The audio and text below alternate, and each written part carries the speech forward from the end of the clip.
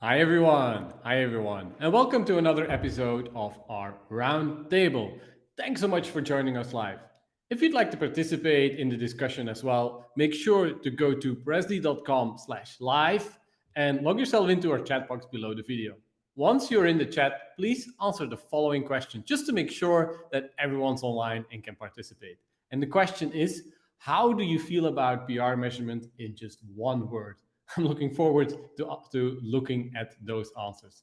And now for our guest, who I don't think needs a lot of introduction, but let's start the list. So, managing partner at CARMA, worked on PR measurement at Metrica, Gorkana, and Prime Research, board director of AMEC, and so on and so on. Welcome to the show, Richard Bagnall. How are you?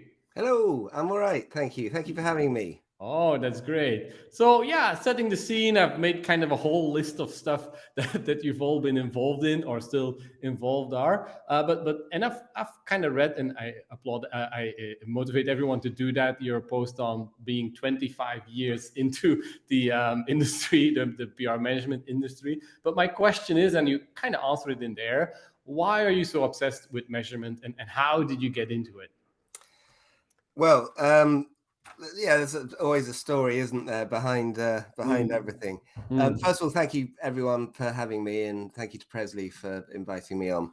Always a pleasure to have a chance to talk about measurement.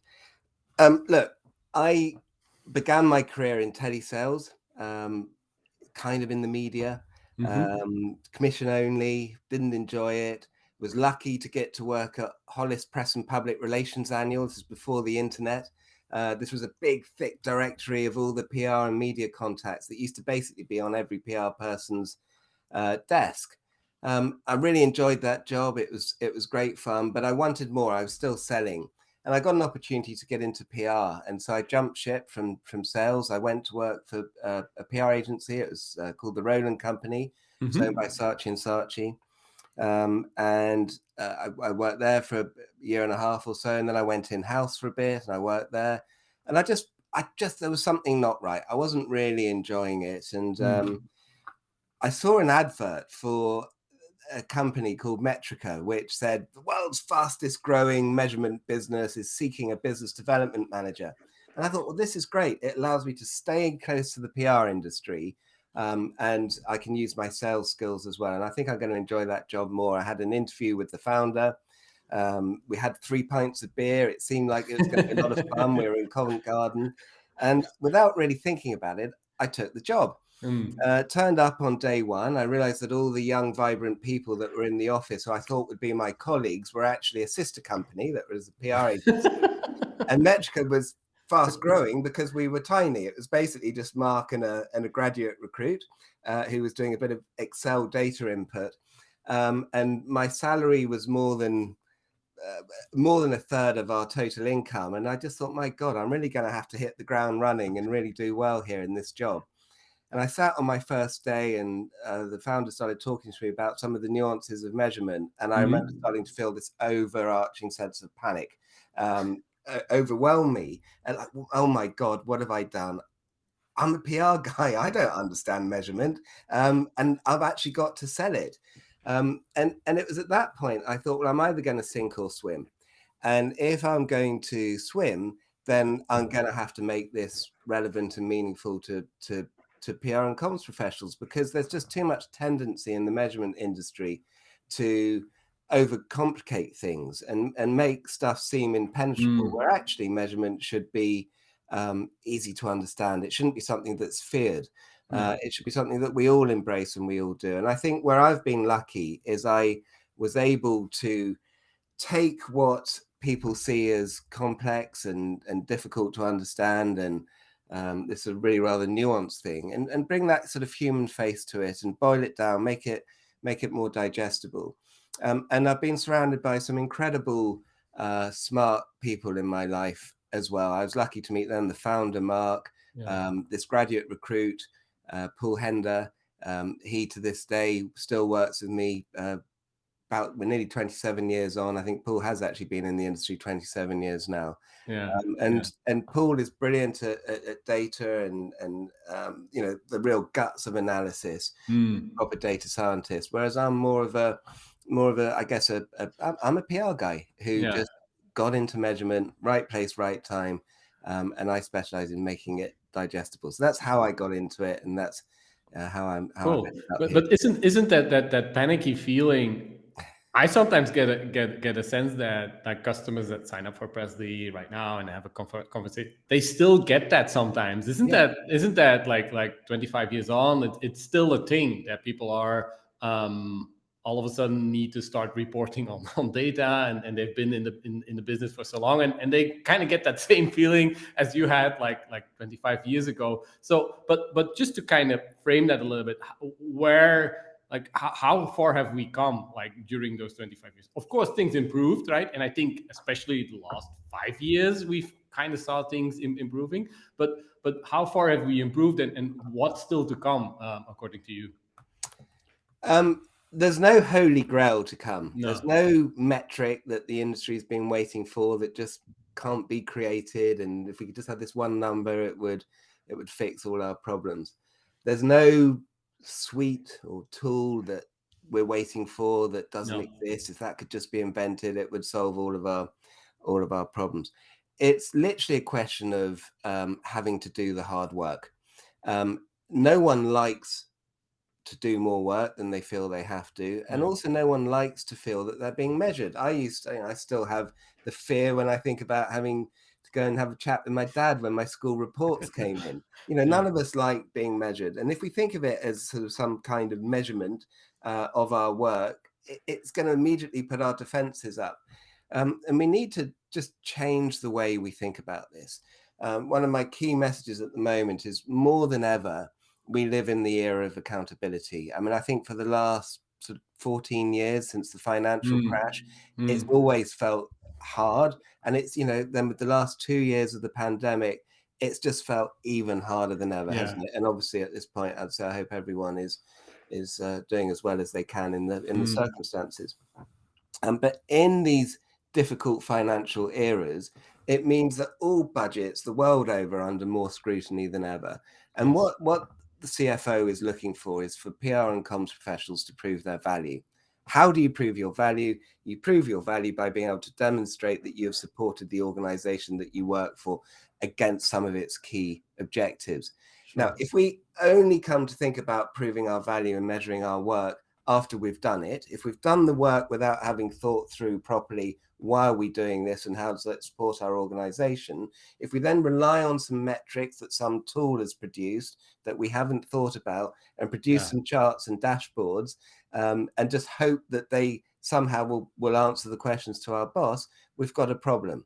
If we can lean into it, though, spend some time thinking about what we're trying to do, those objectives, the plan, then do some meaningful activity and then measure that in a meaningful way, you actually get a measurement story that makes sense, that you can understand, that you can engage with, and you can embrace, and that fear falls away. Yeah. And all of a sudden it basically starts actually guiding you as well, I suppose, because that's the first step, right? If it's just for the stakeholders that you kind of like collecting that data, I don't think it will ever be successful. It's only when it starts guiding you to become better at whatever you're trying to achieve. I guess that's kind of a measure as well. Do you see like a difference in between those, I don't know, like strategic goals or strategic kind of things that you measure, or stuff that you really need to report on? When do you feel a metric is really successful? What's kind of, for me, like, because you, of course, as a founder or people who run a software business, you're driven by metrics as well, pretty heavily. And the best metrics that worked for us were metrics that are actionable, stuff we can kind of do something with, where we can make evaluations of and start changing strategy a little bit.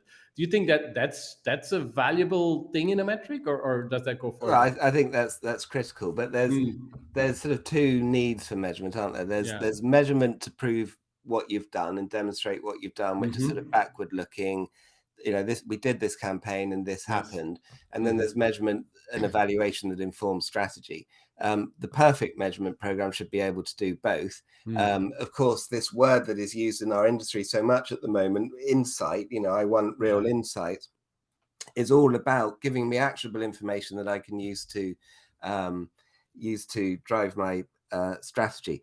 My belief is that it is frequently used incorrectly by people because, sadly, the vast majority of the PR industry still wants to just count past activity and still Sure. wants, and I call that basically tactical measurement. It's measurement of activity, not measurement demonstrating value, which is the more strategic stuff. But I would say 80% of the industry is still at that sort of tactical, backward-looking measurement, just counting some big numbers, and only the enlightened 10 or 20% are looking for stuff that really does help them with their strategy, and then really embrace it as well, because that's the key thing. You've got to then say, okay, well, look, what have we learned from this, and how are we going to embrace it, and what are we going to do different? And that takes courage. That takes forward thinking people. Now, the good news is that those are the people who are going to succeed in their careers, and it isn't as difficult as it should seem. And I'm smiling a bit because I've seen Rachel Roberts has appeared this year's CIPR president, a very old and dear friend of mine. And Rachel, you're absolutely one of the smartest people in PR, I think you want me to say. But Rachel's this year's CIPR president and was a very early client of mine when she was at Yellow Pages back in the early days of Metrica. So hi to you, Rachel. Hey, and thanks for participating in the chat as well. So, but diving in like a little bit deeper into those 20%, and I'm curious, like very practically, what are examples of what they're doing versus that the 80% are not doing that makes them like part of the more future successful PR people? So the 80% are prepared to buy a tool or a platform, a dashboard, a service potentially, but mainly they're software-driven platforms now. That because they're software as a service, they're a SaaS product. They're built once to be sold many times, and that limits by default a lot of what they are able to do in terms of tailoring stuff to individual clients. Sure. So they're based on APIs from different data feeds, and they count different numbers that are accessible, and those numbers are then interrogated and turned into a variety of different charts and dashboards, and those numbers will be the quantitative numbers largely. So they'll be the volume of coverage, number of tweets, impressions. It's all that type of stuff, region, whatever it might be, lists and tables turned into charts. And that's what we call the counting what's easy to count. Yes. The people who want stuff that's strategic are the people who want to get a report, and the report should tell them what's happened, now what, what? So what? Well, what does this actually mean for us? Yes. And then now what? Well, what are we going to do about it? And to get to those kind of measurements, it's about more than just counting different digital and traditional media metrics. It's about understanding what your PR and comm strategy is. What was it that you were trying to achieve? And measuring it in a meaningful way. Now, that probably means measuring beyond the media content. Media content is like a breadcrumb. Most of the media content, of course, is now digital. Yes. So think of it as a digital breadcrumb that leads to the activity that you have hopefully generated. And we want that activity because none of our bosses or clients want to employ us to do stuff. No. They don't want us to be a busy fool, just doing activity. I always think of it, with my sales background, I think of it as if any of us employed a salesman, saleswoman, salesperson, and we, how would we measure their success? What we wouldn't do is measure their success on the amount of mail shots they sent out or the amount of telephone calls that they made, because that's activity. So a salesperson can be making 100 phone calls a day. They could be sending out 1,000 emails a week and mail shots in the post. But if no one's signing up, all they are is a cost and not a benefit to your business, and would very quickly fire that salesperson. And I think we have to think of it in the same way for PR. If all we're doing is measuring our activity, the stuff that we're doing, and we aren't able to link it through to the value that we create, the benefit that we bring to our organization, then we are also just busy fools, and we are also just a cost. And we don't want to be busy fools. We want to be value creators. So to get there, we have to have the conversation up front with our bosses, with our clients, whoever it might be, to understand what value is to them. Yeah. What does value look like from the PR function to those people? And we have that conversation up front in advance. Yeah. And by the way, when you do that, you can push back on things that are unreasonable. You can have a sensible conversation about what success looks like. And if your boss or your client has got unreasonable, ridiculous expectations, you can explain at that point why he or she is incorrect. We're on the back foot in cricket parlance after we've done the work. If we then produce a report with the wrong metrics, the boss starts asking us questions about, well, what value have you created? You say, well, I've done this activity. The boss says, so what? What have you actually done for me? And then perhaps the boss says something unreasonable. You can't then defend your position. You've left it too late. So we have to bring measurement forward to the beginning. It's part of the planning process. It's part of the strategy. And I know that in a previous episode, you've had Ginny Dietrich talking about the importance of planning, and Laura Sutherland as well. And it's why at AMEC, where I've chaired the association for the last 6 years, our big initiative last year, we tend to bring out a big educational initiative each year. Last year, it was all about the importance of planning PR and comms in a meaningful way. And you might say, well, why would a trade association that's there to educate about measurement be trying to educate about planning? And it's because the two things are inextricably linked.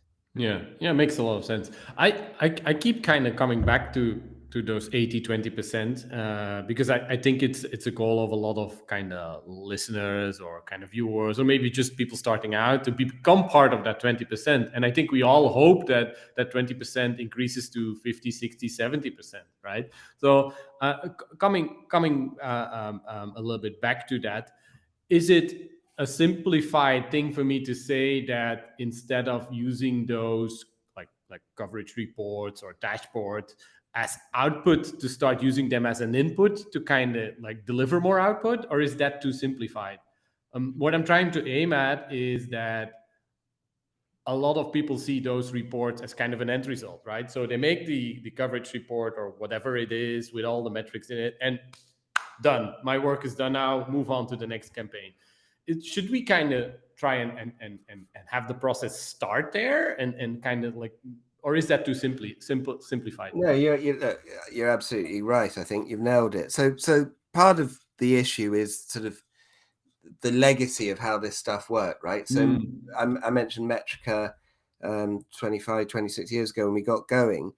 Back in those days, you had media monitoring companies, like, those of us on the call might remember Remike and Curtis and Durrant. Yes. They were the big monitoring companies. And me in my old PR job, I'd shake out clips of paper-based clips, would fall out of an envelope. My job was to stick them onto an A4 piece of paper and photocopy them and send them off to our clients. So that's where it began. And then there were measurement companies that did the measurement. And in the very early days, the monitoring companies sent the measurement companies the clips. We measured, they monitored. Yep.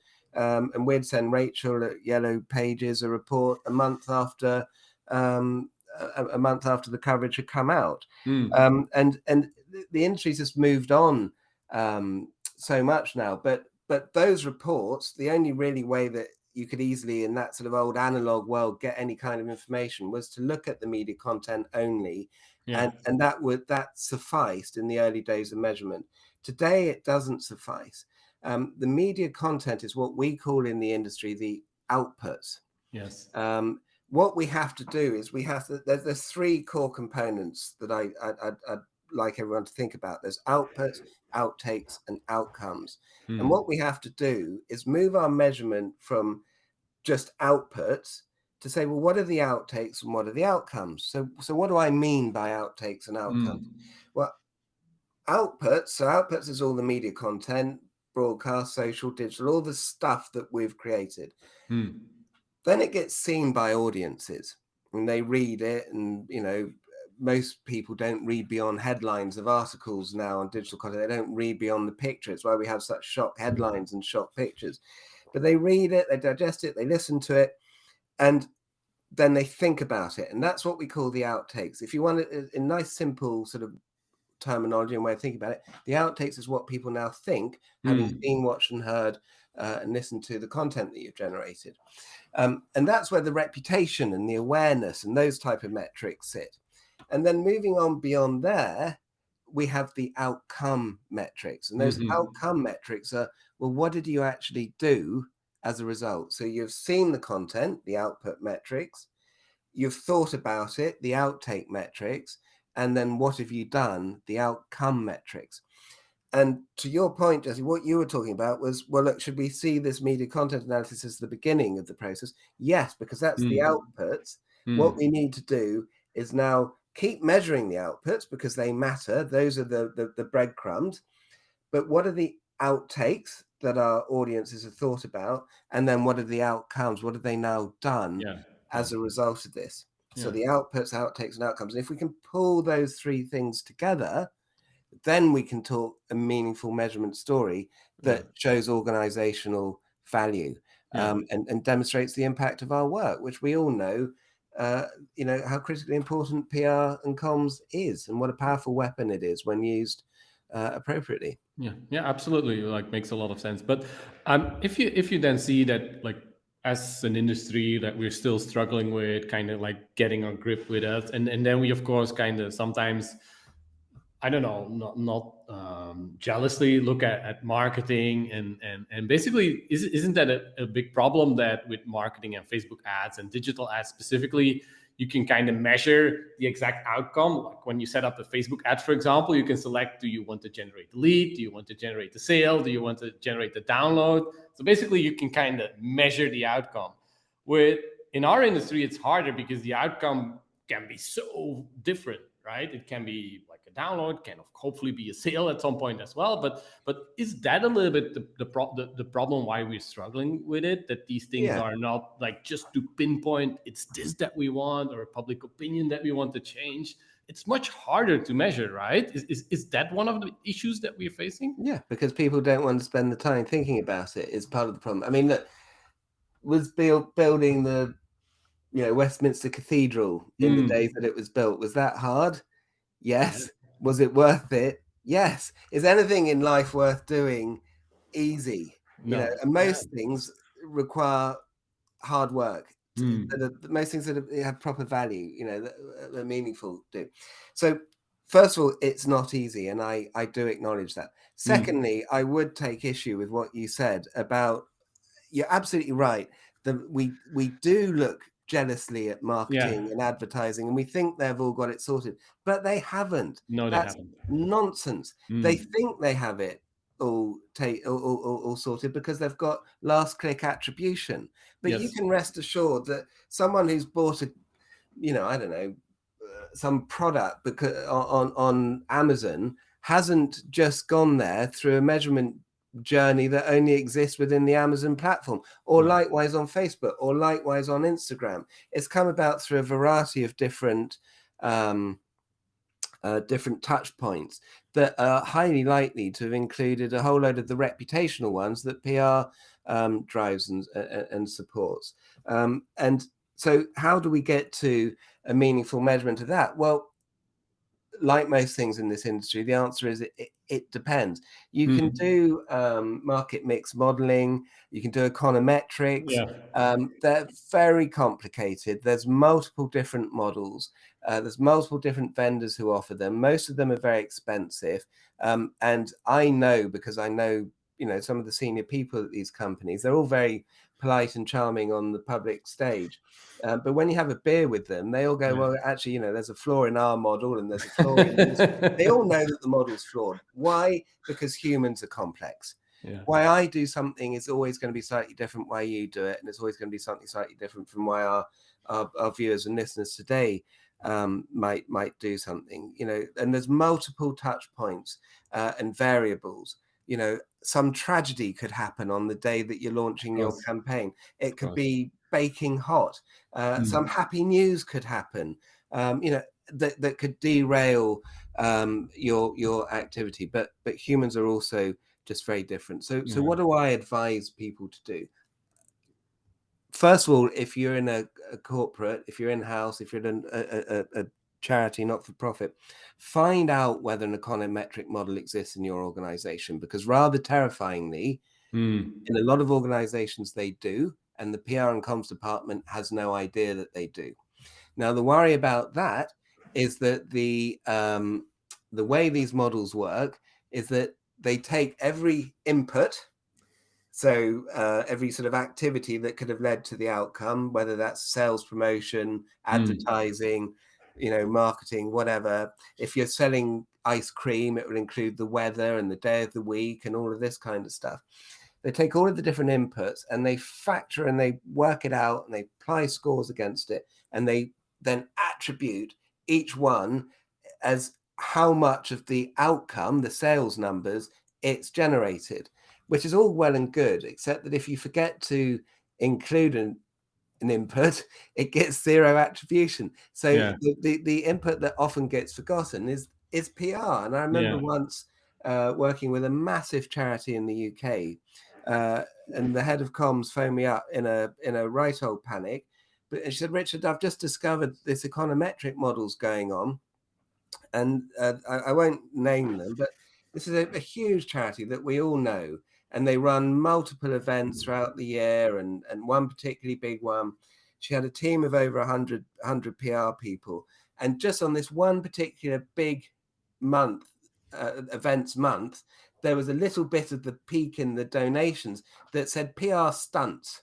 So her board were getting this report that attributed the work of 127 people against some tiny little uplift of sales in the 1 month listed as PR stunts, which of course was complete nonsense. And the reason was that there was no PR data going into her econometric model. And so we created a feed of PR data for her, and we're able to help her with that situation. But there may well be econometrics going on in your organization, and if there's no PR number going in, then you're getting no effect attributed against you coming out. So find out if that exists. If it doesn't exist, then the best way of measuring, you don't have to go to the expense and complication of doing econometric modeling. What you have to do is tell a meaningful measurement story. How do you do that? You say, here is the challenge. This is what the organization wants me to do. This is the sales in that case that I need to support. What are the sales looking like at the moment? What are the visits to the website looking like? Whatever it is, whether it's a in-person sale or an online sale. Right, I'm going to do this activity. I'm going to measure it in terms of the outputs, the content, the audience that it reached, what it said, the quality of the content, etc., etc. Then I'm going to understand what people now think. Then I'm going to understand what they've now done on our website. Then I'm going to pull these data points together, the outputs, the outtakes, and the outcomes, and I'm going to link them and say, look, here was the challenge. We needed to lift sales. We did this. We exposed this many people. Awareness went from here to there. The net promoter score went from here to there. This drove activity. We supported it. You needed some integrated measurement, by the way. So we supported it with some digital advertising.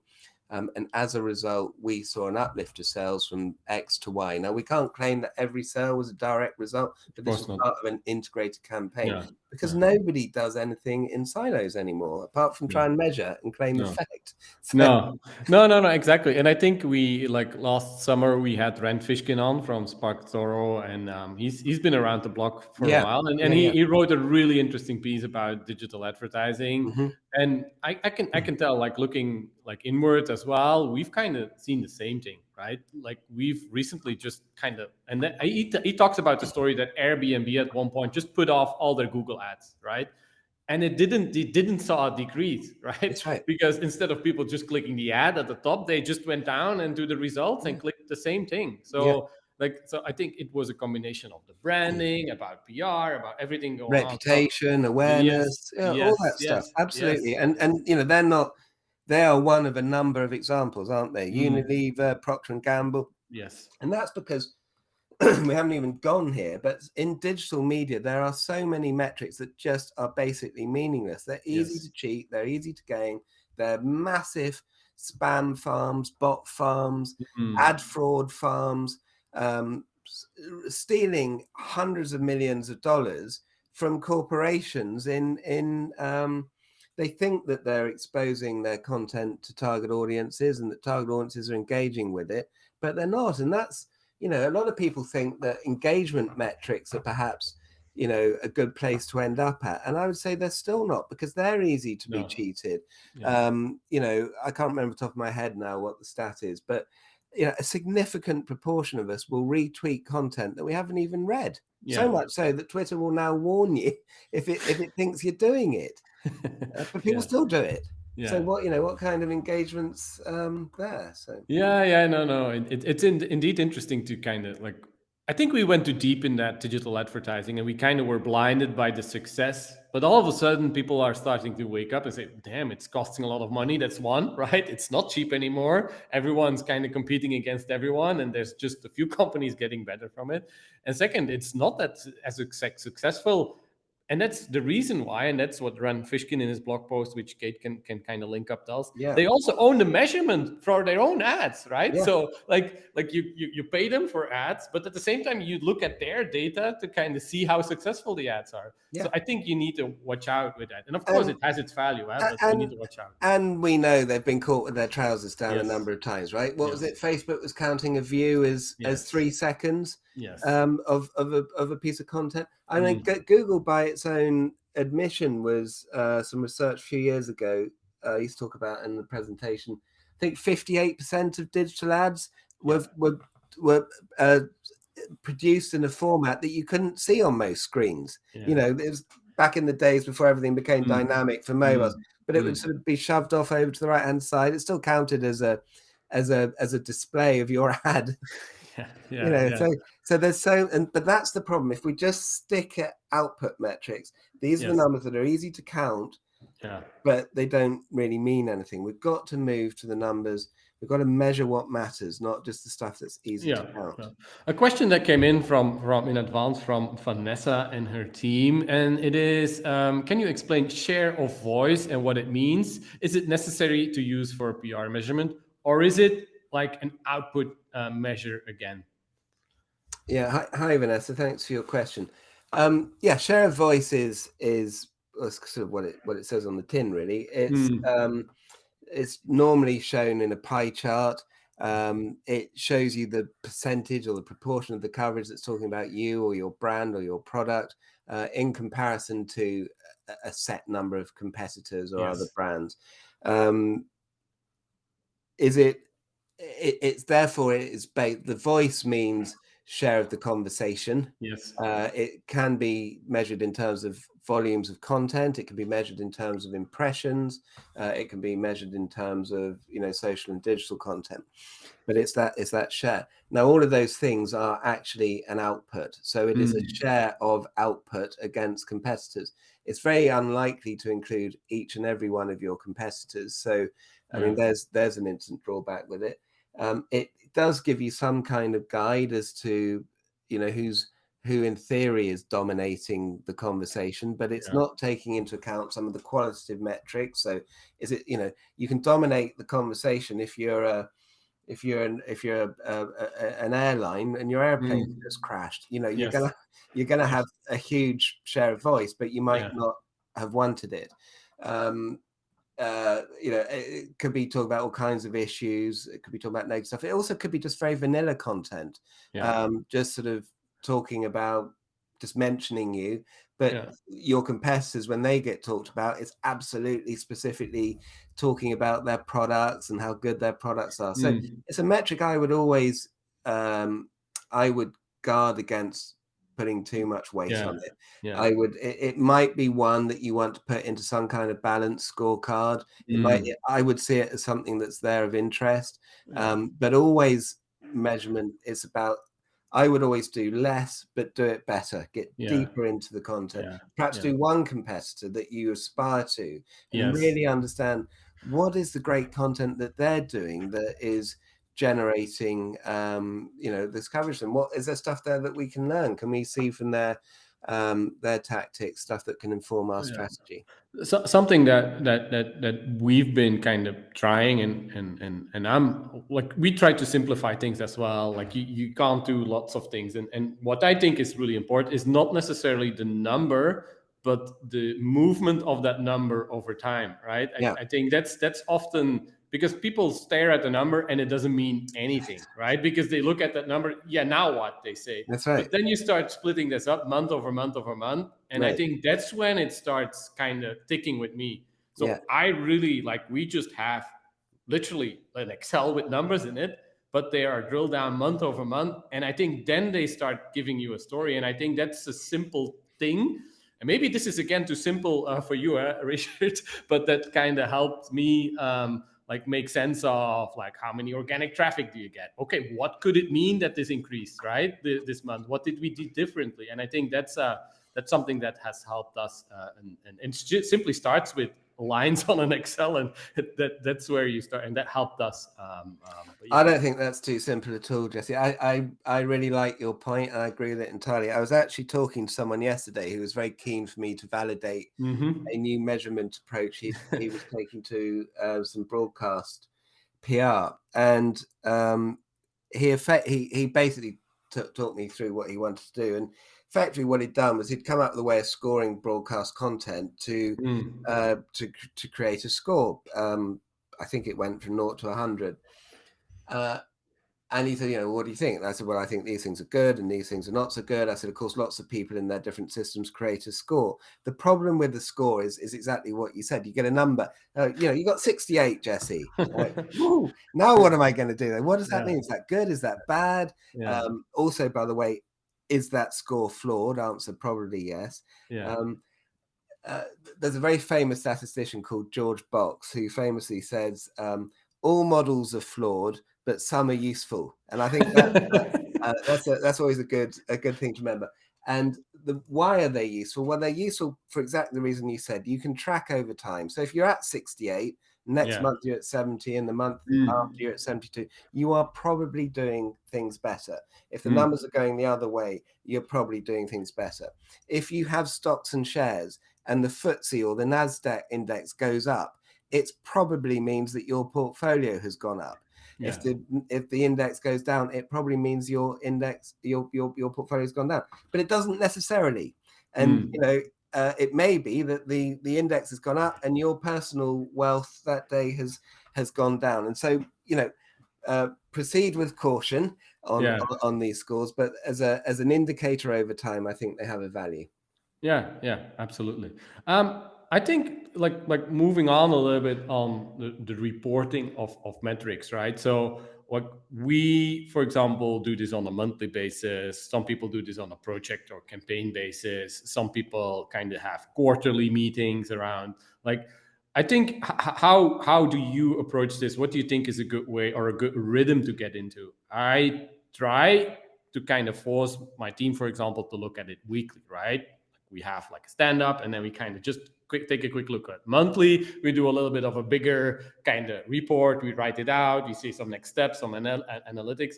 And to be honest, this isn't necessarily around PR. This is just kind of business metrics and so on. But how, what's your advice there? How should they start working with this internally or with their clients? Yeah, I think a great point. I think it's all about the rhythm of your business and your organization and how frequently it's useful.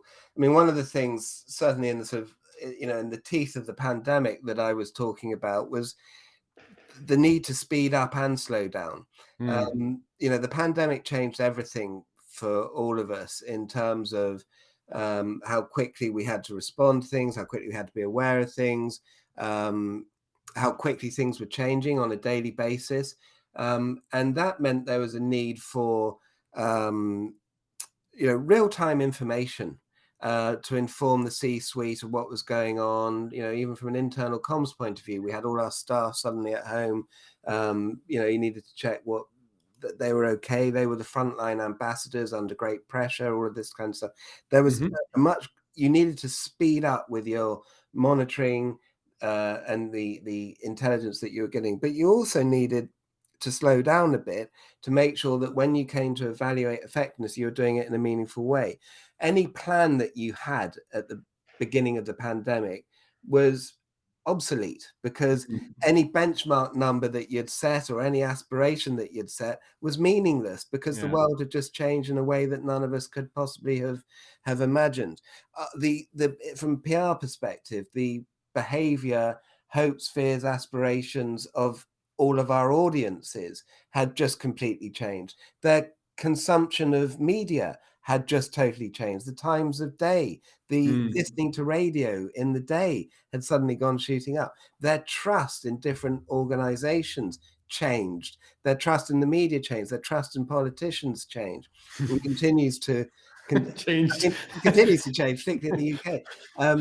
But in the early days of the UK, the trust in our politicians went shooting up, because that's what happens in a crisis. You want to trust your leaders until they prove they can't be trusted, potentially, or maybe they can. Who knows? I'm not commenting. But yeah, so we needed to do new plans. So we needed to slow down and get that measurement right. Now, back in the old days, Rachel at Yellow Pages, I can't remember, they're either getting a monthly or a quarterly report, and a number of organizations still are on that rhythm. But of course, the world of media is sped up. Social digital channels, we've got all this conversation going on around our conversation now in real time. You want to have that quick litmus test of what's been said now, but you need to measure it in a slower way too. And I think of the Roman god Janus, who sat, it's where the word January comes from. So he sat at the head of the year, and he had two faces, and one face looked to the future and the coming year, and the other face looked to the past. And I think that's how we should think about our measurement today. We should be you need to give your activity time to have an effect. An effect doesn't always happen instantly. So that measurement, you need that slow measurement, an accurate measurement, but you also need real-time insights as well. You need a blend of both. I think that's something that we are kind of struggling with as well. How sensitive do you make your targets or numbers, right? And I think that's kind of a difficult decision often. You can't throw in the towel on a number too quickly, because it can be demotivating if it changes too slow, right? So for the team and internally. But secondly, you need to have enough input so you keep evolving and keep allowing you to kind of change direction if you see that it's not moving. How do you advise maybe your clients at CARMA with these things, and is there kind of a good guide there to help people decide on metrics, or is it really maybe just get started with it and see what happens and then learn as you go? So my friend and colleague Mark Wiener, he used to always say, begin simply, but simply begin. And I always thought that was a lovely quote of what people should do with a measurement program. The most important thing is to begin. Just get on with it. Don't try and overcomplicate it. Don't try and boil the ocean. Don't be overwhelmed. There's a million metrics you could have. I haven't yet said my favorite words in the measurement space in answer to one of your questions, which is it depends. How you measure is always going to depend on where you are on your measurement journey. Incidentally, at AMEC, we have a free resource called the Measurement Maturity Mapper, which I'm sure will be posted into the chat. It's all about, it's at amec.com/M3 is where you'll find it. And it's all about, it's a diagnostic tool that allows you to, it asks you about 50 questions, and it allows you to work out where you are in terms of the maturity of how well you're measuring. And then it gives you a scorecard itself, and it says, look, this is what you're doing well. This is where you could do better. And the areas where you could do better, this is the type of things that you should be considering to elevate your measurement to the next level. It's a fabulous tool. You can benchmark yourself either against the entire database of people that have ever answered it, in terms of, it's all anonymized, but it scores different dimensions for you, or you can choose by country, by region, by vertical sector, by industry, trade association, etc. But look, measurement is always going to depend. So be patient. Choose the right metrics by asking the right questions as well. And the big tip with asking the right questions is to ask why. Like those of us who are parents, why? Yeah. There's a reason that if you ask the question about 3 times, you actually get to the heart of the problem of why people actually want something. So don't be afraid to ask why as well. No. And we can almost go to the Q&A. Some great questions came in. And I also see that Janice is actually in the chat. He's one of our clients. So that's fun. His name is Janice. So that's good. We've got the gods here. But Janice, no, it's a U at the end. Yeah. All right, good. So if you have some questions, there some already came in, and you feel free to put them in the chat, whether this is on LinkedIn or on YouTube or presley.com/live. I've got one question over here, which will bring up, which is here now. All right. Probably has recently released statistics on open rates and media pitches 3-4%. Doesn't this give us finally sobering evidence PR's role in the distribution of this mismanaged info? I'm not sure you want to give a go here. Sorry, something popped up on my screen, and things keep popping on my screen.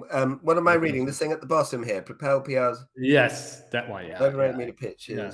I'll go into this because we've kind of got some data on this as well first, and then you can I think we see tons higher open rate. On average, we see between 35 and 45% in our campaigns. It's definitely more. So the number of 3-4% open rate is very low in our mentions. I think what we've always consistently been seeing in media pitches and open rates is that we've been consistently performing what we see in MailChimp statistics on marketing. Of course, this is just an output metric, right? It doesn't mean anything if someone opens your email and then just kind of removes it. But at least you know that kind of it is being received, and you can kind of get started with this. But I think it really depends. But I'm not sure you can pitch in there, Richard. I think that's your space, isn't it? I think you gave a good answer. Yeah, absolutely. All right, question for Richard here. It comes up on the screen. So for agencies who are employing team members who are dedicated to planning and insights activity, how are they recruited? Very important here. I feel that we have to bring this skill set into the industry. I think she makes a good point here, right? She does indeed, as always. Hi, Rachel. Yeah, look, you're right. And the big agencies are doing that. They've got planning directors, planning teams. Shout out to Gemma Maroney, who wrote the original AMEC white paper on planning. It's another fabulous resource. You'll find it on AMEC's website at amecorg.com.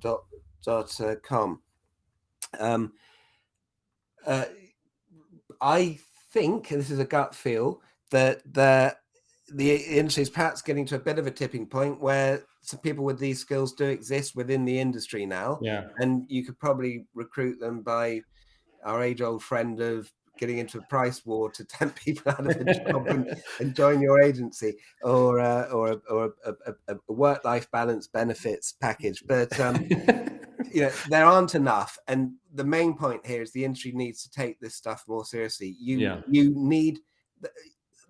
I remember talking to one of Rachel. Rachel, as I mentioned, is this year's CIPR president. I remember talking to a CIPR president probably 10 years ago, and I'm not going to tell you who it was. We were in a private meeting. There's about 10 of us, and it was a Chatham House rule, so it was confidential. Yeah, it's very senior PR and comms people.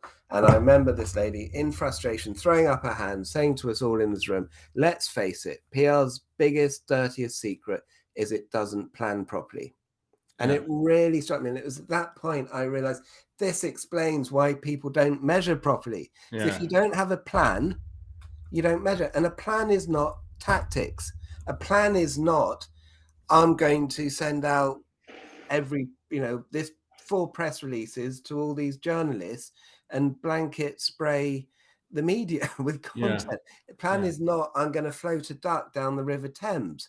A plan is that my organization has this challenge.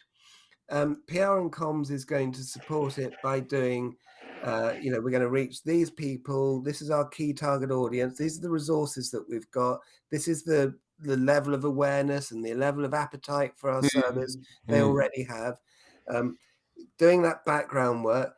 I'm now on my strategy. I want to, move this needle from here to there. My tactics, therefore, actually floating a rubber duck down the Thames is the right thing to do. So I am going to do that, but I'm then going to do this media activity, and I'm going to measure the outtakes and the outcomes, and I'm going to bring it all together. That's a proper integrated plan, and that is what matters so much. If we don't have a plan, we're not going to measure. We're just going to count nonsense, and we're going to risk becoming obsolete as PR professionals. We've got to move, as you said, Jesse, from that 80 to 20% of the enlightened people. Yeah, and isn't there a danger that you bring on like a measurement guy or girl, right? Instead of really kind of making it part of everyone's thinking. And I think that's kind of a danger, that you say, let's chat with the measurement guy. Did you just bring him in at that level, and then he comes in, he says his things, and then he goes away again? I think that's a problem as well. You're absolutely right. What's stopping any of us being the measurement guy? I am the measurement guy.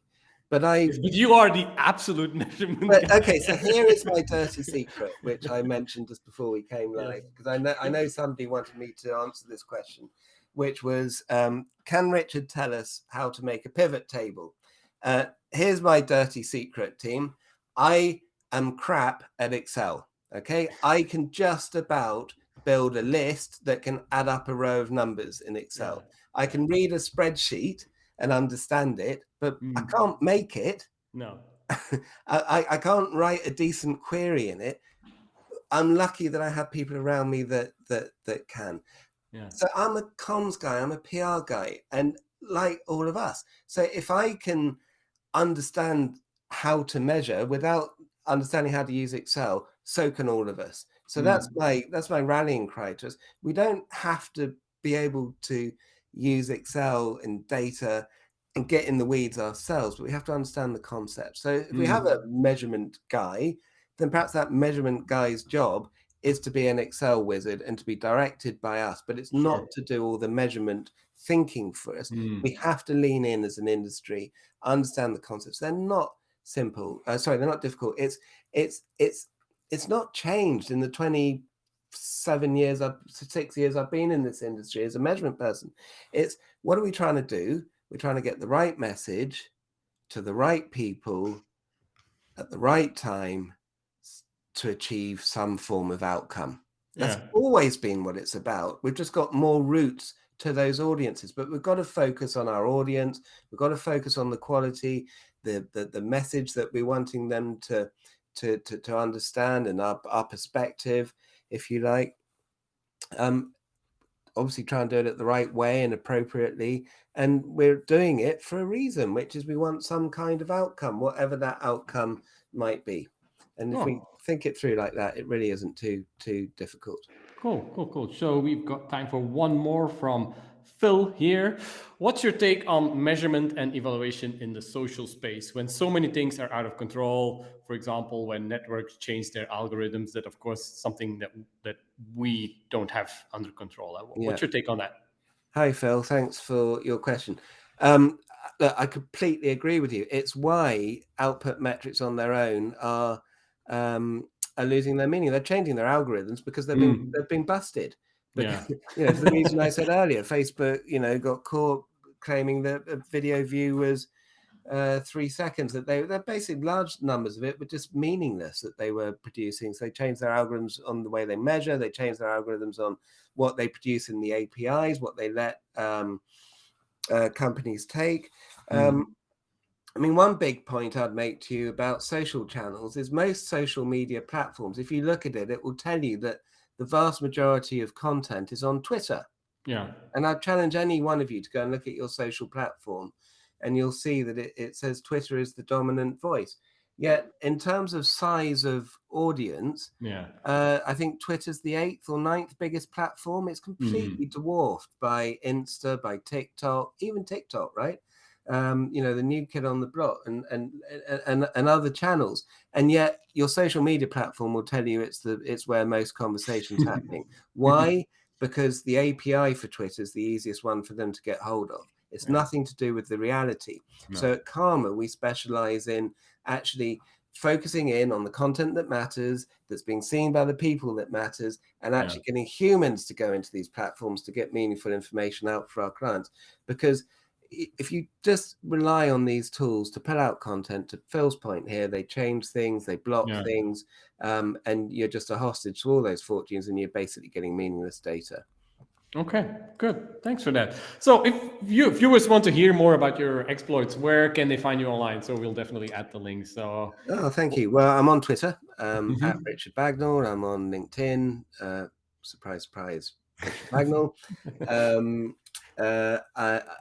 My day job that I'm grateful to have is I'm the co-managing partner of CARMA. CARMA is a global media monitoring communications evaluation business. We work with organizations around the world. You'll find me there, richard.bagnall@karma.com. Cool. I've got a couple of, I always think people like to sort of have a case study or something like that to take away. A couple of things I wanted to just highlight. CARMA did a report on using, rather than just counting easy stuff, looking at some meaningful metrics around outputs to outcomes, if you like, around the vaccine rollout around the world. So we looked at all the major vaccine manufacturers. We measured across 12 different countries around the world, and we measured and wanted and measured from when there was first proof of efficacy. And I can still remember that morning in my shower hearing the news that there'd been good news that the vaccines worked, and I remember feeling like everything was great. And of course, sort of we measured and monitored for the next 4 months, and it had a lot of peaks and troughs with people, the vaccine deniers and skeptics and all the rest of it.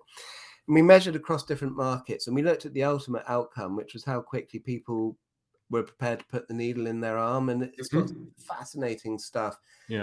France and Germany, Mr. Macron, Mrs. Merkel, had said some pretty confusing information and frankly not true information about the AstraZeneca vaccine, which fed through to people having fears, which you could see by doing some primary research, doing some research online, what we call the outtakes, and then through to the outcomes. There was one point in France where I can't remember the number now, but something like 60% of their vaccine stock that they'd bought was sitting in fridges because people didn't want to put it in their arms. They didn't trust it because of the way their leaders had communicated. It's the ultimate output to outtake to outcome story. And you can download the report, but you can also see a webinar, which we did with number 10. So the UK government's COVID response team. And if I give you the URL for that, that's at karma.com/vaccine-webinar. And you'll get you'll be able to watch that webinar we did with number 10, and you'll be able to get the link to download the report if you're interested. We'll follow up with an email to anyone who's joined or signed up at least, and kind of send all the details and links in there. But thanks so much, Richard, for the advice and answers. As always, they were awesome, and I have I'm feeling that a lot of viewers made tons of notes. And as a thank you, we kind of have a tradition here with our guests, is that we send them either Belgian chocolates or Belgian beers. So I'm checking what would be your favorite. Well, my wife is downstairs and she can't hear me. She would say chocolate, but I say beer. Beer, please. Okay. Beer, Belgian beer is coming your way. That's super kind. Thank you so much. No. All right, good. So to wrap up, we'll be sending a summary of this episode to everyone together with the recording in the next few days. So if you'd like to reread some of the answers or share it with some colleagues, please do. Also, we've got our next roundtable already planned. It will with a global expert in telling brand stories and former journalist Melanie Diesel on February 24th. You can register on the link Kate will be sharing in the chat right now. That's it. Thanks again, Richard, and thanks for tuning in, everyone. Bye-bye. It's a real pleasure. Bye-bye, guys. Thank you.